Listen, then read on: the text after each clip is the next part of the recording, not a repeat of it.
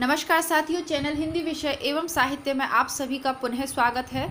और हम हल करेंगे आज नेट परीक्षा जून 2010 का प्रश्न पत्र। इसी के साथ दिसंबर 2010 वाला प्रश्न पत्र भी हम सॉल्व करेंगे।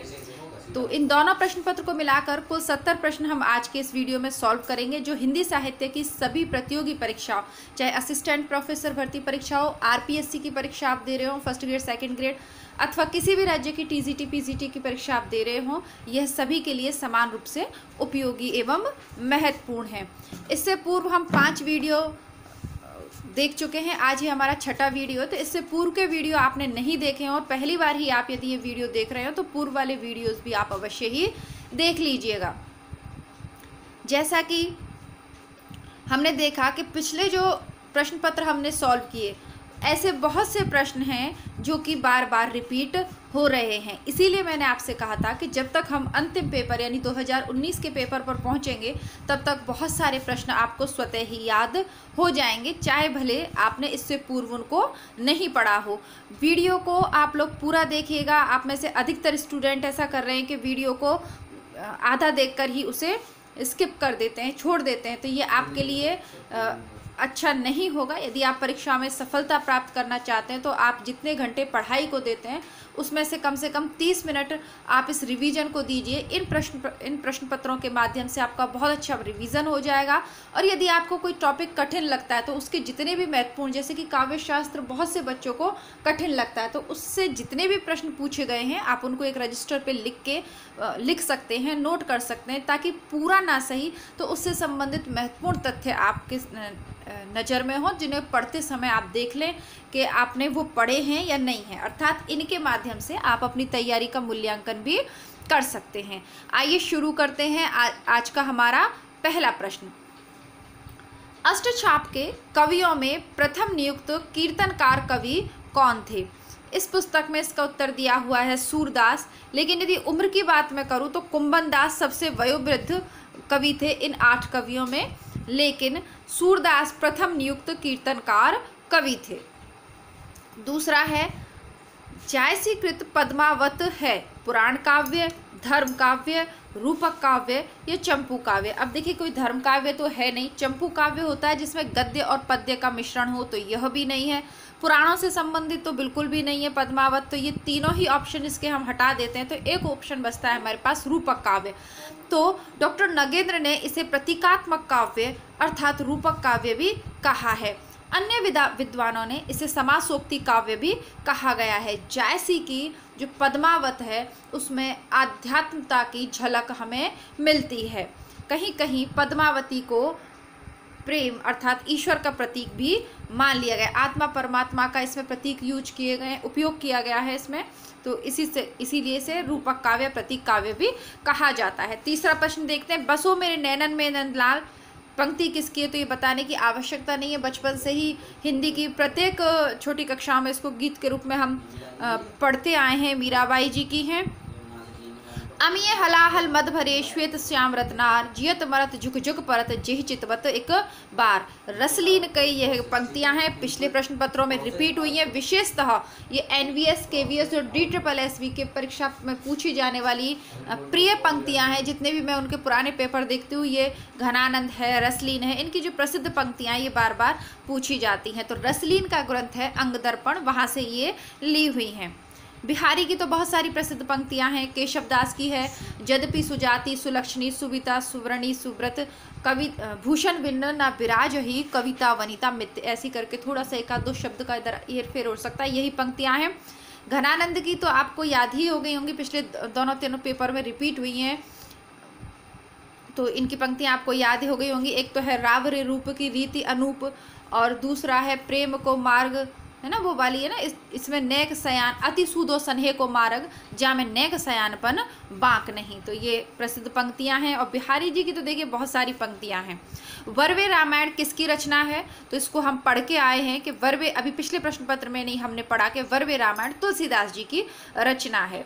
सूरदास जी की है भ्रमर गीत, नंददास जी की है अष्टछाप और नंददास जी की है रास पंचाध्यायी और रस मंजरी को कल ही हमने पढ़ा था। रस मंजरी के अंतर्गत नायक नायिका भेद उसमें किया गया है। केशवदास की भी विज्ञान चंद्रिका, के रसिक प्रिया जैसी प्रसिद्ध, अन्य रामचंद्रिका जैसी प्रसिद्ध बहुत सारी पुस्तकें हैं। बहन का भी इसमें तो बहुत सारी पुस्तकें हैं। तुलसीदास की वर्वे रामायण है, और एक वर्वे नाय का भेद, इसी से मिलता जुलता नाम है, वर्वे नाय का भेद, वो रहीमदास जी की रचना है। इनको हमने कल के पेपर में बहुत अच्छे से पढ़ा है, इसीलिए मैं आपसे कह रही हूँ कि प्रश्न बार बार रिपीट हो रहे हैं, यही प्रश्न है, कोई नए प्रश्न नहीं है। हाँ, पंक्तियाँ जरूर नई नई पूछी जाती हैं, उन पर थोड़ा ध्यान केंद्रित करना है। वर्तमान में कथन, पंक्तियाँ, ये सब ज़्यादा पूछे जाते हैं, लेकिन ये प्रश्न भी आपके लिए उतने ही महत्वपूर्ण हैं। भरत मुनि के रस सूत्र में निम्नलिखित में से किसका उल्लेख नहीं है? स्थायी भाव, विभाव, अनुभाव और व्यभिचारी भाव। तो इसमें से स्थायी भाव का उल्लेख भरत मुनि के रस सूत्र में नहीं है। भरत मुनि के जो रस सूत्र है उसमें स्थायी भाव का उल्लेख नहीं है। इसका सूत्र इन्होंने जो लिखा है वो मैं आपको पढ़ के सुनाती हूँ। विभावानुभाव व्यभिचारी संयोगात रस निष्पत्ति, विभाव, अनुभाव और व्यभिचारियों के व्यभिचारी, इन तीनों के संयोग से, संयोगात, संयोग से रस निष्पत्ति ही, रस की निष्पत्ति होती है। तो इसमें कहीं भी इस पंक्ति में स्थायी भाव का उल्लेख नहीं है। इस आधार पे भी हम देख सकते हैं। और कल हमने पढ़ाई था कि स्थायी भावों की संख्या कितनी मानी जाती है? 33। साधारणीकरण संकल्पना के उद्गाता कौन है? कल इसको सुमेलित करने वाले में हमने पढ़ा था। देखिए, जो भट्टनायक जी हैं, जो कि रससूत्र, भरत मुनि के रससूत्र के व्याख्याता चार हैं, है ना। तो उसमें से जो भट्टनायक हैं, उन्होंने भोग भुक्तिवाद का अपना जो बोलेंगे व्याख्या दिया या तर्क दिया है या सिद्धांत दिया है भुक्तिवाद का, और उन्होंने ही वह भट्टनायक जिन्होंने भुक्तिवाद का सिद्धांत दिया है, उन्होंने ही साधारणीकरण की संकल्पना प्रस्तुत की है। ठीक है, आगे देखते हैं। शब्द की द्विअर्थी योजना से कौन सा अलंकार होता है? ये हम सभी जानते हैं, श्लेष अलंकार होता है। द्रविड़ परिवार की भाषा कौन सी है? आसानी से कर लेंगे आप, कन्नड़ है। किस क्षेत्र की बोली को कशिका कहा जाता है? तो बनारस क्षेत्र में जो बोली बोली जाती है उसे कशिका भी कहा जाता है। हिंदी पत्रिका के संपादक कौन हैं? तो बालकृष्ण भट्ट। आपको याद हो गया होगा अब तक तो, क्योंकि ये बार बार रिपीट हो रही हैं। तोड़ने ही होंगे मठ और गढ़ सब, किसकी पंक्तियां हैं? इसमें निराला दिया हुआ है, लेकिन हम सब क्योंकि अंधेरे में कविता पढ़ चुके हैं, मुक्तिबोध जी की सभी कविताएं जो हमारे सिलेबस में हम पढ़ चुके हैं, तो उसके अंतर्गत हमने पढ़ा था, है ना। अब अभिव्यक्ति के सारे खतरे उठाने ही होंगे, तो ये मुक्तिबोध जी की कविताएं हैं। इसीलिए मैं आपको कह रही हूँ कि प्रश्न पत्र आप किसी भी प्रकाशन के सॉल्व करें, ध्यानपूर्वक अपने स्तर पर चेक करते हुए उनको पढ़ें, कहीं ना कहीं थोड़ी बहुत गलती तो रह ही जाती है। आगे देखते हैं, आवारा मसीहा किसकी रचना है? हम सभी जानते हैं कि आवारा मसीहा विष्णु प्रभाकर जी की रचना है। यह शरद चंद्र चट्टोपाध्याय के जीवन पर आधारित है। इसका जो प्रकाशन वर्ष है वह 1974 है, और इसको 3 भागों में इसके 3 भाग किए जाते हैं। इनके नाम हैं दिशहारा, दिशा की खोज, और अंतिम भाग है दिशांत। जिस प्रकार हरिवंश राय बच्चन जी की जो आत्मकथा है उसके 4 भाग हैं, उसी प्रकार इसके भी 3 भाग हैं। ठीक है, आगे देखते हैं। पशु पक्षियों पर लिखित महादेवी वर्मा का रेखा चित्र का संकलन कौन सा है? मेरा परिवार, जो कि 1972 में लिखा गया था। आपने गिल्लू गिलहरी की कहानी पढ़ी होगी, गौरा गाय की कहानी, ये दोनों छोटी क्लासों में सिलेबस में है, इसलिए दोनों मेरी पढ़ी हुई हैं। बाकी इसमें बहुत सारे उनके जो पशु पक्षी हैं, उनके जो साथी थे जिनके साथ वो रहती थी, उनके उन्होंने लिखे हैं संस्मरण, रेखा चित्र कह लीजिए, लेकिन मैंने 2 ही पढ़े हैं, मुझे वो 2 ही याद हैं। रामचंद्र शुक्ल की आलोचनात्मक कृति कौन सी है? तो ये वीडियो हम देख चुके हैं। तो रस मीमांसा उनकी आलोचनात्मक कृति है। इससे संबंधित 2019 में भी प्रश्न पूछा गया है कि रामचंद्र शुक्ल के ग्रंथों में कौन सा संकलित नहीं है। इस प्रकार के प्रश्नों का उत्तर देने के लिए आपको रचना और रचनाकार वाले वीडियोस देखने चाहिए। रस सिद्धांत स्वरूप विश्लेषण, यह आनंद प्रसाद दीक्षित जी की रचना है। काव्य मीमांसा राजशेखर की रचना है, बार बार पूछी जाती है। और वागम्य विमर्श विश्वनाथ प्रसाद मिश्र की रचना है। तो इनको भी आप साथ साथ देखते चलिए। मनोविश्लेषणात्मक शैली के उपन्यासकार कौन हैं? ईलाचंद्र जोशी। इसी में जैनेन्द्र भी मनोविश्लेषणात्मक शैली के कथाकार हैं और सुदर्शन भी हैं। आगे देखते हैं, नियोनिया किस उपन्यास का पात्र है। देखिए बाणभट्ट की आत्मकथा है, हजारी प्रसाद द्विवेदी जी के ये सारे उपन्यास हैं, तो उसी का पात्र है नियोनिया। और कहीं कहीं इसका नाम निर्गुणिया भी लिखा होता है, तो आपको भ्रमित नहीं होना है, दोनों एक ही हैं, दोनों पूछे वैसे कुछ भी लिखा हो, आपको बाणभट्ट की आत्मकथा पर टिक करना है। देवनागरी भाषा की उत्पत्ति किससे हुई है। अब इसमें ऑप्शन पढ़ने की आवश्यकता नहीं है, ये हम सबको पता है कि इसकी उत्पत्ति ब्राह्मी भाषा से हुई है। आगे देखते हैं, ठेले पर हिमालय किस विधा की रचना है। तो ठेले पर हिमालय धर्मवीर भारती की रचना है।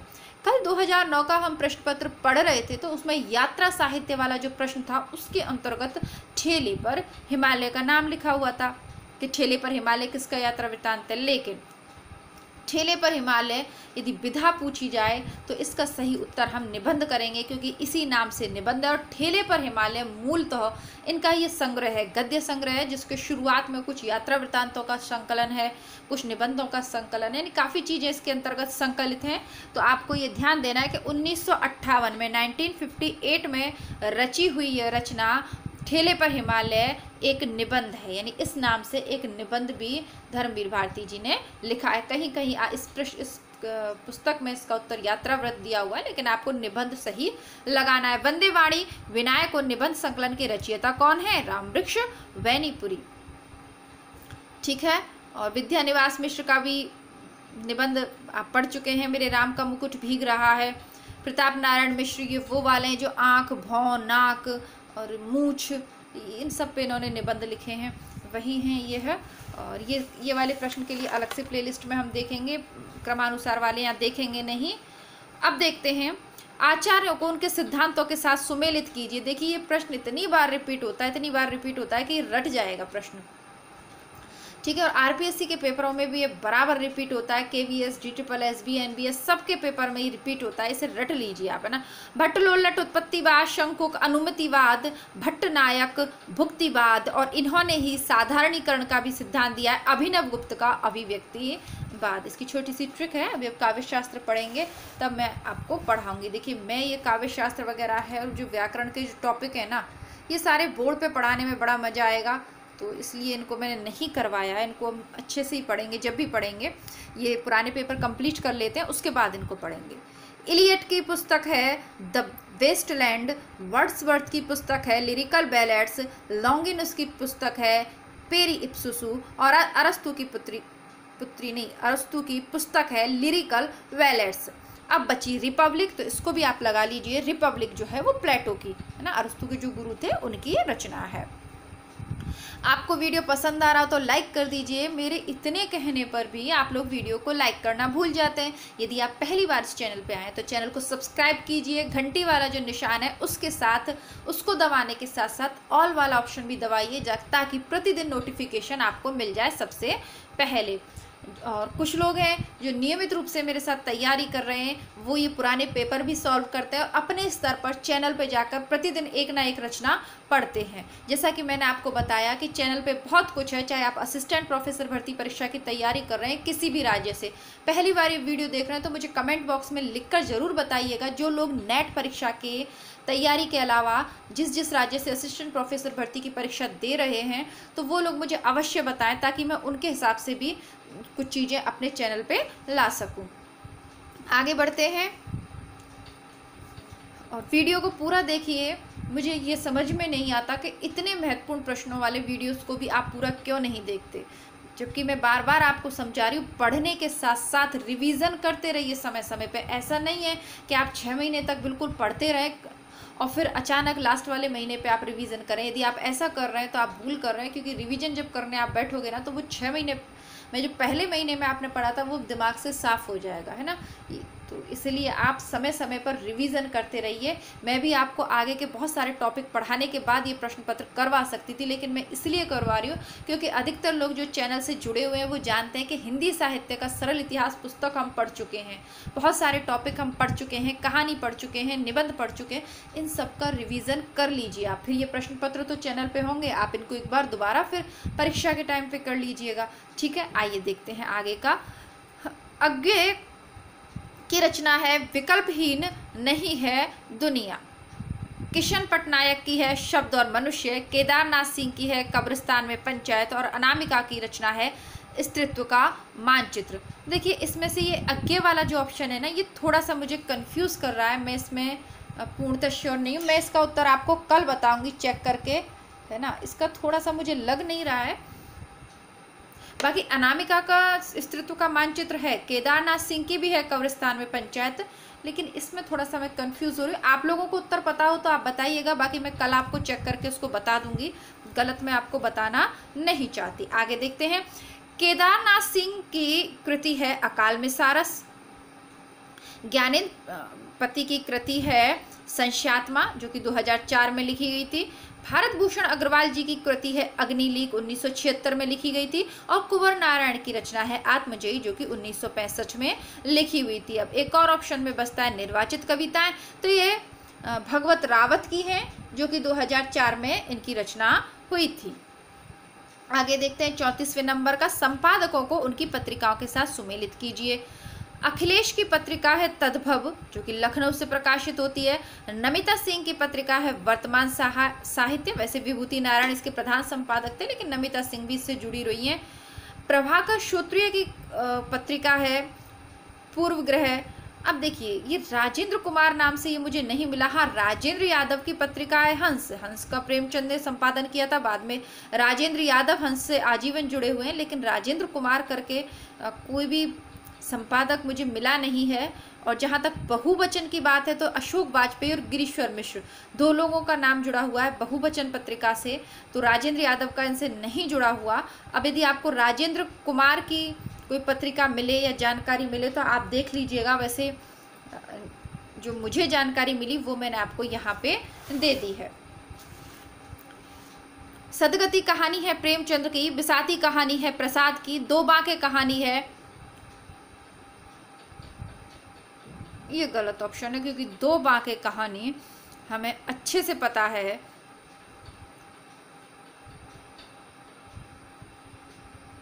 कि ये दो बांके कहानी चंद्रधर शर्मा गुलेरी के, तो आप इसको चेक कीजिएगा। ये बहुत सारे गलत प्रश्न हैं, है ना, पढ़ते थे, क्योंकि दो बांके मैंने आपको उसने कहा था पढ़ाई थी ना, उसमें आपको जो परिचय में पढ़ा रही थी, तो मुझे ऐसा याद है कि वो कहानी सुनाते सुनाते दो बांके का नाम मैंने आपसे लिया था, बुद्धू का कांटा, दो बांके और उसने कहा था। तो ये जो दो बांके कहानी है इसको आप चौथा लगाइए, है ना, इसको चौथा ऑप्शन लगाइए, इसको कट कर दीजिएगा। पाजेब जैनेन्द्र की है 100%। दो बांके चंद्रधर शर्मा गुलेरी की है। तो सी का ऑप्शन है 4, है ना, तो इसको आप थोड़ा सा चेक कर लीजिएगा। सदगति प्रेमचंद की है और बिसाती जो कहानी है वह है प्रसाद की। आगे देखते हैं। शेष महेश गणेश दिनेश, तो यह रसखान की पंक्तियां हैं। मन लेत है पर देत छटाक नहीं, यह घनानंद की पंक्तियां हैं। ये तीसरी पंक्ति है जो घनानंद की है। दो पंक्तियां आपको याद हो गई क्योंकि बार बार पूछी जा रही है। तीसरी पंक्ति है मन दे तो है, लेत तो है पर देत छटाक नहीं, घनानंद की है। जैसे उड़ जहाज को पंछी पुन जहाज पे आवे, सूरदास का पद है। और गिरा अनयन नयन बिनु वाणी, तुलसीदास की हैं। जनक वाटिका प्रसंग से ये ली हुई है रामचरितमानस से, तो ये वह पंक्तियां हैं। आगे देते हैं। रचना के साथ उसकी विधा को सुमेलित करना, शब्द और मनुष्य आलोचना है। काशी का 80 उपन्यास है। इला एक नाटक है। और पैरों में पंख बांधकर यात्रा वृतांत है, इसको पूर्व में भी हम पढ़ चुके हैं। राम वृक्ष बैनीपुरी जी का यात्रा वृतांत है, पैरों में पंख बांधकर। रंगभूमि का पात्र है सोफिया, झूठा सच की पात्र है तारा, त्यागपत्र का पात्र है मृणाल और अंधेरे बंद कमरे की पात्र है नीलिमा। आगे देते। पात्रों को उनके नाटकों के साथ सुमेलित करना है। देवसेना पात्र है स्कंदगुप्त की, विशु पात्र है कोणार्क का, गांधारी पात्र है अंधायुग की और सावित्री पात्र है आधे अधूरे की। आधे अधूरे के पात्र हैं सावित्री, महेंद्रनाथ, बड़ी लड़की, छोटी लड़की, अशोक, ये सब पूछे हुए। अंधायुग के जैसा मैंने कहा अश्वत्थामा, गांधारी, धृतराष्ट्र, ये सबसे संबंधित जो भी आए महाभारत के कैरेक्टर से, पात्रों से, तो वो इसके होंगे अंधायुग के। अब ये स्थापना और तर्क वाले प्रश्न हैं। और जैसा कि मैंने आपको बताया, गुण मुख्य रूप से रस के धर्म हैं, कवियों और दार्शनिकों की दृष्टि में विश्व भाव में है, सही शब्द वे हैं, ये जो सारी चीज़ें, प्रेम जब व्यक्ति और सौंदर्य से ऊपर उठता है, तो ये जो चीज़ें हैं, काव्य का सत्य असाधारण होता है, ये सभी अगर आप इन सब पे करना चाहते हैं तो इसके लिए रामचंद्र शुक्ल के निबंध आप यदि पढ़ लेते हैं, चैनल पे पूरे उपलब्ध हैं, जिनसे भी प्रश्न पूछे गए हैं और जो भी प्रसिद्ध हैं, परीक्षा उपयोगी हैं, चैनल पे प्लेलिस्ट बनी हुई है, ध्यानपूर्वक आप अवश्य पढ़ लीजिएगा। निबंधों के चक्कर, शॉर्टकट के चक्कर में आप नहीं पढ़िएगा, निबंध आपको पूरे पूरे पढ़ने हैं। निबंध के माध्यम से निबंध वाले प्रश्न सही होंगे, स्थापना और तर्क के प्रश्न सही होंगे, साथ ही साथ गद्यांश वाले प्रश्न भी आपके सही होंगे। तो एक पंथ तीन काज होंगे, तो इसलिए निबंध को आप पूरा पूरा पढ़िएगा। अब देखते हैं पैराग्राफ। तो भाषा पर कबीर का जबरदस्त अधिकार था, वे वाणी के डिक्टेटर थे। ये बात हजारी प्रसाद द्विवेदी जी ने कही है और ये उन्हीं की पुस्तक है जो आदिकाल को लेके है, कबीर को लेके है। तो जो उन्होंने लिखी है पुस्तक, उसमें से लिया हुआ अंश है, बहुत ही सरल सा है, इसको आप आराम से उत्तर दे सकते हैं। आप इसके पढ़ने के बाद आसानी से उत्तर दे सकते हैं। इस तरीके से वीडियो को आप रोक लीजिएगा और अपने इसको पढ़ लीजिएगा, ठीक है। आप अभी तक वीडियो को देख रहे हों, लाइक नहीं किया हो तो प्लीज़ वीडियो को लाइक कर दीजिएगा और अपने मित्रों में अधिक से अधिक इसको शेयर भी कीजिएगा, ताकि सभी का हो, चाहे टीजीटी पीजीटी कुछ भी कर रहे हो, सभी के लिए उपयोगी। आप देख लेते हैं दिसंबर 2010 वाला, अबलो नसानी अबना नसे हैं। किसकी पंक्तियां हैं? तुलसीदास जी की विनय पत्रिका से ली हुई ब्रज भाषा में रचित पंक्तियां हैं। इसको पढ़ चुके हैं पूर्व के पेपर में। राउल केला किसकी रचना है? तो राउल केला रोड कवि की रचना है। चंद्रवरदाई की है पृथ्वीराज रासो। दामोदर शर्मा की है उक्ति व्यक्ति प्रकरण, जो कि एक व्याकरण ग्रंथ है। और स्वयंभू की हम सभी जानते हैं पयम चर्यु और हरिवंश पुराण। हरिवंश पुराण के संबंध में कहा जाता है कि अधूरी रह गई थी और बाद में इनके पुत्र ने इसे पूरा किया था, लेकिन प्रसिद्ध रचना है पयुमचर्य, जो कि राम कथा पर आधारित है। ये पूछे हुए प्रश्न है सारे जो मैं आपको बता रही हूँ। हरिवंश पुराण में कृष्ण और महाभारत के कुछ प्रसंग है। कौन सी रचना अवधि भाषा की नहीं है? जैसा मैंने आपको अभी बताया कि विनय पत्रिका ब्रज भाषा की है। लिख लीजिएगा विनय पत्रिका और कवितावली, दो ऐसी रचनाएं तुलसीदास की जो ब्रज भाषा की हैं, ठीक है। बाकी रामचरित है, पद्मावत है, चंदायन, ये सभी अवधि की हैं। उद्धव शतक किसकी कृति है? तो जगन्नाथ दास रत्नाकर की है उद्धव शतक। ब्रज भाषा के कवि हैं ये, भारतेंदु के आसपास, भारतेंदु का जो काल है वहाँ के आसपास, उसी मंडल के लगभग ये कवि हैं। बाकी ये तीनों कवि ये भी आधुनिक काल के ही हैं और इनके देखिए अलग से इस तरीके से कोई प्रसिद्ध बनी की कविताओं के संग्रह, इसलिए मैंने नाम यहाँ पे नहीं लिखा। कौन सी रचना केशवदास की नहीं है? तो रामचंद्र का कवि प्रिया, रसिक प्रिया, मैंने आपको बताया ये सभी इनकी हैं। ललित ललाम इनकी रचना नहीं है, क्योंकि ललित ललाम मतीराम की रचना और मतीराम की अन्य प्रसिद्ध रचना है रसराज। निराला कृत राम की शक्ति पूजा की रचना का आधार क्या है? तो कृत्तिवास रामायण पर आधारित है इनकी यह शक्ति पूजा। आत्मजयी के लेखक कौन है? कुंवर नारायण। नई कहानी आंदोलन के प्रारंभिक कर्ताओं में कौन नहीं है? ये प्रश्न इतनी बार रिपीट हो गया है, नहीं भी हुआ हो तो इसको नई कहानी की गद्य विधाओं का विकास मैं आपको पूरा पढ़ा चुकी हूँ। और कहानी से संबंधित एक प्लेलिस्ट मैंने अलग से भी बनाई थी, उसके अंतर्गत मैंने आपको जनवादी कहानी, सक्रिय कहानी, सचेतन कहानी, अकहानी, नई कहानी, सभी कहानी आंदोलन के बारे में बताया था। तो ज्ञान रंजन इसके नहीं है, क्योंकि ज्ञान रंजन अकहानी आंदोलन के पुरस्कृताएं कमलेश्वर, राजेंद्र और मोहन राकेश, ये तीनों की तिकड़ी थी नई कहानी आंदोलन के अंतर्गत। मैं बोरी शाह इल्ला किसकी रचना है? ये महुआ मांझी की रचना है। अनामिका की है आवांतर कथा और 10 द्वारे का पिंजरा। मैत्रेयी पुष्पा के उपन्यास हैं अलमा कबूतरी, चाक और खुली खिड़कियां। चित्रा मुदगल का उपन्यास है आवा। मैं बोरी शाह इल्ला, यह महुआ मांझी का उपन्यास है। आओ बेटा मेरे पास आ जाओ, रो नहीं। रचनाओं में आत्मकथा कौन सी नहीं है? तो माची की मूर्तें आत्मकथा नहीं है। इसको कल भी हमने पढ़ा था, कल के पेपर में। मेरे राम का मुकुट भीग रहा है, ये निबंध तो हम चैनल पे पढ़ चुके हैं, आप आराम से बता देंगे। विद्यानिवास मिश्र जी का है। कुबेरनाथ राय का है उत्तरा फाल्गुनी के आसपास, यह भी हम पढ़ चुके हैं, बल्कि चैनल स्टार्ट किया था तो शुरुआती दौर में ही मैंने पढ़ाया था। हरिशंकर परशाई जी का है, इनका भी निबंध हम पढ़ चुके हैं चैनल पे, इनकी रचना हम पढ़ चुके हैं ना, भोला राम का जीव। और धर्मवीर भारती की रचनाएं अभी पढ़नी है हमको। ठेले पर हिमालय इनका निबंध है। आगे देखते हैं मार्क्सवादी समालोचक कौन नहीं है? तो शिवदान सिंह चौहान, रामविलास शर्मा और नामवर सिंह, तीनों प्रसिद्ध मार्क्सवादी या प्रगतिवादी समालोचक हैं। नंद दुलारी वाजपेयी का नाम इनमें नहीं सम्मिलित है। नामवर सिंह का वीडियो मैंने डाल दिया है रचना और रचनाकार वाली प्लेलिस्ट में, जरूर चेक कर लीजिएगा, इनकी रचनाएं बार बार पूछी जाती हैं। कौन सा नाटक सुरेंद्र वर्मा कृत नहीं है? तो बादशाह गुलाम बेगम, ये सुरेंद्र वर्मा का नाटक नहीं है। छोटे सैयद बड़े सैयद भी है, द्रौपदी भी और सेतुबंद भी है। अरे यायावर रहेगा याद किसके द्वारा रचित यात्रावृत्त है? तो यह अज्ञे जी का यात्रावृत्त है और दूसरा इनका यात्रावृत्त है एक बूंद सहसा उछली। कौन सा महाकाव्य नहीं है? साकेत मैथिली शरण गुप्त द्वारा रचित है। कामायनी जयशंकर प्रसाद द्वारा रचित है। प्रिय प्रवास हरिऔद्धी की प्रसिद्ध महाकाव्य, हिंदी खड़ी बोली का प्रथम महाकाव्य भी माना जाता, तो महाप्रस्थान यह महाकाव्य नहीं है। काव्य शोभा कराना धर्माना अलंकरणा प्रचक्षते, ये किसकी उक्ति है? तो यह दंडी की उक्ति है, अलंकारों से संबंधित है। संतो भाई आई ज्ञानरी आंधी, तो ये कबीरदास जी की पंक्तियां हैं और अलंकार है रूपक अलंकार। साहित्य का भ्रंश को पुरानी हिंदी किसने कहा था? हजारी प्रसाद द्विवेदी जी ने। देखिए कंफ्यूज नहीं होना है, अपभ्रंश भाषा को पुरानी हिंदी कहा है चंद्रमा शर्मा गुलेरी ने, और साहित्य का भ्रंश को पुरानी हिंदी कहा है हजारी प्रसाद द्विवेदी जी ने। ब्रिज भाषा किस अपभ्रंश से विकसित है? तो शौरसैनी से विकसित है। डिंगल भाषा का संबंध राजस्थानी साहित्य से है और पिंगल का ब्रिज साहित्य से होता है। अब ये क्रमानुसार लगाने वाले प्रश्न हम देखेंगे नहीं, अलग से वीडियोस में करेंगे। अब आ जाते हैं हमारे सुमेलित करने वाले पे। दोबारा से पत्रिकाएं आ गई हैं, वही रिपीट हो रही हैं। आलोचना अरुण कमल जी की है, तद्भव अखिलेश जी की है, हंस राजेंद्र यादव की है और वाक सुधीश पचौरी की है। ठीक है। कितने पाकिस्तान उपन्यास कमलेश्वर जी का प्रसिद्ध उपन्यास है। तमस भीष्म साहनी जी का है, जल्दी ही से पढ़ेंगे चैनल पे। मृगनयनी वृंदावन लाल वर्मा का है और नीला चांद शिव प्रसाद सिंह का है। ये भी हम पढ़ चुके हैं, पिछले प्रश्न पत्र से रिपीट हो रहे हैं प्रश्न। उषा प्रियमवदा जी की कहानी है वापसी और अमरकांत की कहानी है दोपहर का भोजन। और देखिए इसमें दिया हुआ नहीं था, बार बार कंफ्यूजन, तो जिंदगी और जोक भी अमरकांत की कहानी है जो हम चैनल पे पढ़ चुके हैं। दोपहर का भोजन भी इन्हीं की है। तो दो कहानियां हैं इनकी इसमें से।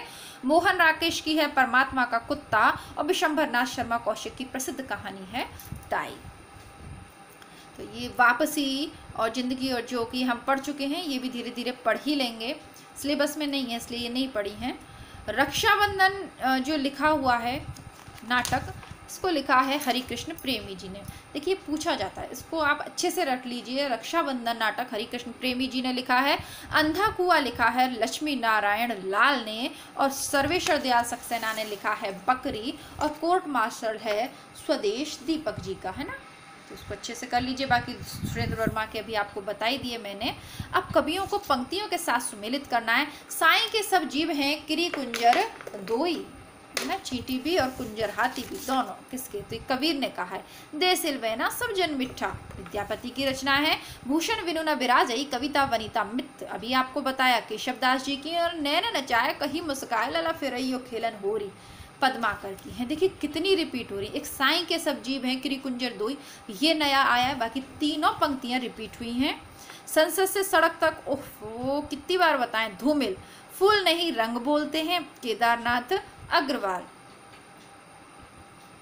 युगधारा नागार्जुन जी की है और साए में धूप दुष्यंत करमार की है ना। गजल कहाँ तो था पता नहीं उजाला किसी के लिए और कहाँ मयस्सर नहीं एक चिराग के लिए, ऐसा करके कुछ है। गजलें वजलें अभी मैंने ज़्यादा पढ़ी नहीं है तो सही से याद नहीं है। कहाँ तो यानी क्या था, चिराग हर एक घर के लिए और कहाँ मयस्सर नहीं, ऐसे करके कुछ है।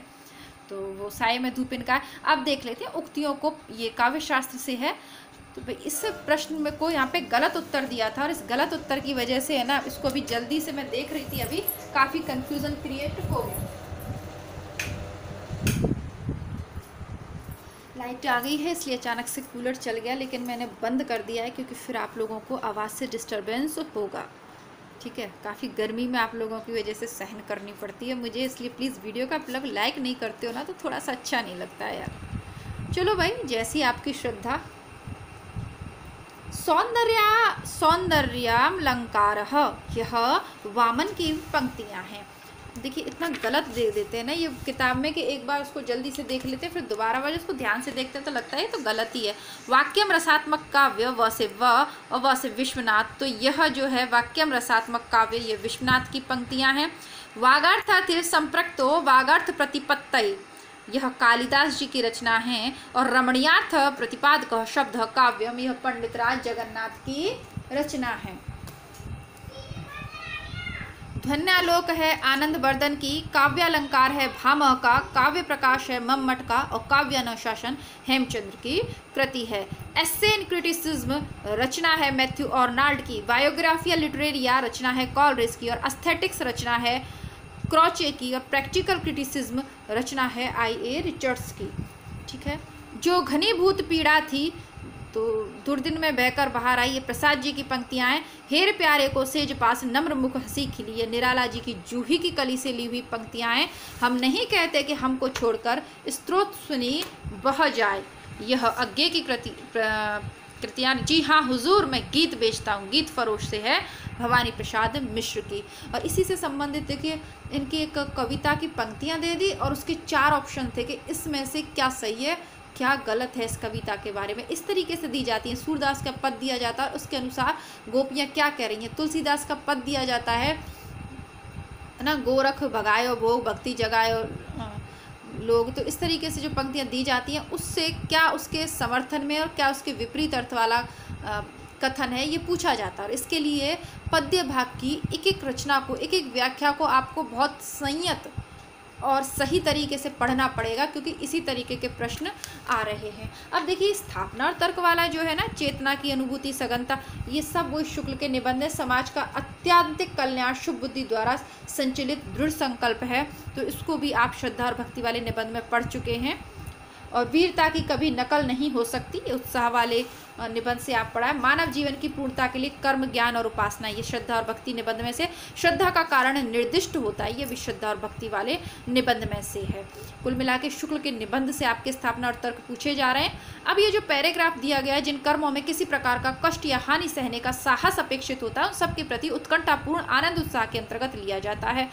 ठीक है, तो आपको ये उत्साह निबंध से लिया हुआ है और यह भी चैनल पे उपलब्ध है। प्लेलिस्ट में शुक्ल जी के 4-5 निबंध हैं। एक उत्साह है, एक है भाव व मनोविकार, एक है श्रद्धा भक्ति, एक है कविता क्या है और एक और निबंध है जो अभी मुझे थोड़ा सा याद नहीं आ रहा है। तो ये सब निबंध आप पढ़ लेंगे तो ये आसानी से हो जाएंगे आपके। ठीक है, इसी के साथ इस वीडियो को समाप्त करते हैं। वीडियो आपको कैसा लगा ज़रूर लिखिएगा कमेंट बॉक्स में। कोई भी आपकी बात है जो आप मुझसे जानना चाहते हैं कमेंट बॉक्स में लिख सकते हैं। थोड़ा सा यार वीडियो को लाइक कर दोगे अच्छा लगेगा, नहीं तो कोई बात नहीं। ठीक है, मिलते हैं कल 2011 के प्रश्न पत्र के साथ। तब तक इसे तैयार कीजिए और इसके पूर्व वाले प्रश्न पत्रों को देखिएगा। नमस्कार, धन्यवाद, जय हिंद।